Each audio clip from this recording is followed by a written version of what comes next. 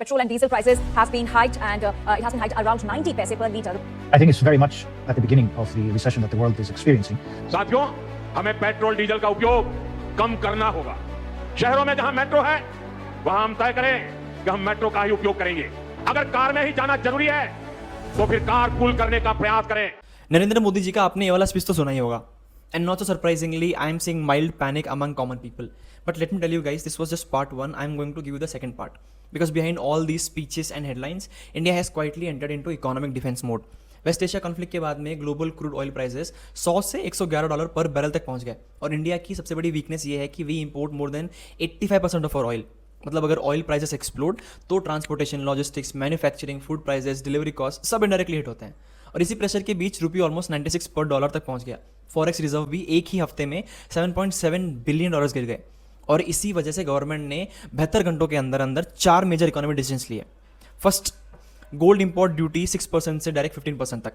अब आम आदमी के लिए ये बस गोल्ड महंगा हो गया वाली न्यूज़ है, but actual reason is much deeper. India का gold import bill already massive था और प्रॉब्लम ये है कि गोल्ड इकोनॉमी को प्रोडक्टिव आउटपुट नहीं देता. डॉलर भी बाहर जाता है बट मैन्युफैक्चरिंग या एक्सपोर्ट्स इंप्रूव नहीं होते. सो गवर्नमेंट बेसिकली बोल रही है अभी लग्जरी इंपोर्ट्स कम करो, पहले एसेंशियल इंपोर्ट्स बचाओ. बिकॉज इंडिया को ऑयल, फर्टिलाइजर और इंडस्ट्रियल रॉ मटेरियल्स के लिए डॉलर प्रिजर्व करने हैं, बट इसका बिजनेस इंपैक्ट भी काफ़ी बड़ा होता है. ज्वेलरी ब्रांड्स लाइक टाइटन, कल्याण ज्वेलर्स, स्मॉलर गोल्ड रिटेलर्स, सबको डिमांड स्लो डाउन का फियर है. वेडिंग सीजन स्पेंडिंग इफेक्ट्स हो सकती है, वर्किंग कैपिटल रिक्वायरमेंट्स बढ़ेंगे और हिस्टोरिकली हाई गोल्ड ड्यूटीज का एक और साइड इफेक्ट है जो काफ़ी प्रोमिनेंट होता है, that is smuggling.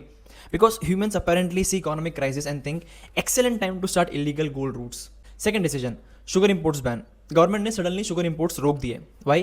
Because weak monsoon plus fertilizer disruption plus ethanol production pressure की वजह से गवर्नमेंट को डर है कि फ्यूचर में डोमेस्टिक शुगर शॉर्टेज हो सकती है. और इंटरेस्टिंग पार्ट ये है कि इंडिया एक वियर्ड बैलेंसिंग एक्ट कर रहा है. एक side government ethanol blending push कर रही है टू रिड्यूस ऑयल डिपेंडेंसी, दूसरी साइड अगर शुगर के एथेनॉल में डाइवर्ट होता रहा तो फूड शुगर सप्लाई कम हो जाएगी. So government temporary food security को एक्सपोर्ट प्रॉफिट से ऊपर प्रायोरिटाइज कर रही है. इसका impact sugar mills affected, food companies affected, beverage brands affected and global sugar prices भी ऑलरेडी रिएक्ट करना स्टार्ट कर चुके हैं. Third decision, milk price increase. Amul और मदर डेयरी ने अपने मिल्क प्राइसेस बढ़ा दिए और रीजन सिर्फ महंगाई नहीं है, फ्यूल प्राइसेस बढ़ने की वजह से ट्रांसपोर्ट एक्सपेंसिव हो गया. Cattle feed cost went up to 20 to 25%. Packaging cost भी बढ़ गए हैं. मतलब डेयरी कंपनीज के ऑपरेशनल कॉस्ट लिटरली हर लेवल पे इंक्रीज हो रहे हैं और इसका रिपल इफेक्ट भी काफ़ी ह्यूज होता है. बिकॉज मिल्क सिर्फ मिल्क नहीं, it effects ice cream brands, sweet shops, protein products, cafes, restaurants, FMCG food companies, basically पूरा फूड इकोसिस्टम इंडायरेक्टली एक्सपेंसिव हो जाता है. And fourth and biggest decision, fuel price hikes. Petrol, diesel, CNG सबके price increase हुए. और honestly ये वो master trigger है जो इकोनॉमी के ऑलमोस्ट हर सेक्टर को हिट करता है. Delivery startups, higher economic costs. E commerce brands, more expensive shipping. Restaurants and cloud kitchens, commercial LPG already records high पे है. MSMEs, transportation plus procurement plus inventory cost सब squeeze हो रहे हैं. इवन इन्वेस्टर्स कॉशियस हो जाते हैं because small businesses की प्रॉफिटेबिलिटी प्रेशर में आ जाती है. सो ओवरऑल पिक्चर है क्या एक्चुअली? इंडिया अब टेम्पररी ग्रोथ मोड से इकोनॉमिक प्रोटेक्शन मोड में शिफ्ट हो रहा है. गवर्नमेंट का करंट फोकस सिंपल है, protect forex reserves, control inflation and make sure essentials available रहें even if global situation gets worse. But last thing what you have to do is not to panic. Social media पे doom posting बहुत easy है. हर दूसरा बंदा geopolitical analyst बन गया है after watching 2 maps and 1 Twitter thread. Reality ये है कि इंडिया अकेला नहीं है who is facing this kind of economic impacts.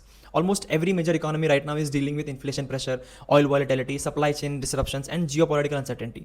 Situation serious है but systems are functioning, interventions हो रहे हैं and India is still far more stable than many countries facing similar shocks. So stay informed, stay calm because economies uncertainty से recover कर लेती हैं, public panic से नहीं. Tell me what your thoughts are on this, और अगर इससे भी ज्यादा डिटेल रिपोर्ट पढ़नी है इसके बारे में तो comment report and I will send it to you. Thank you so much for watching. I'll see you in the next one.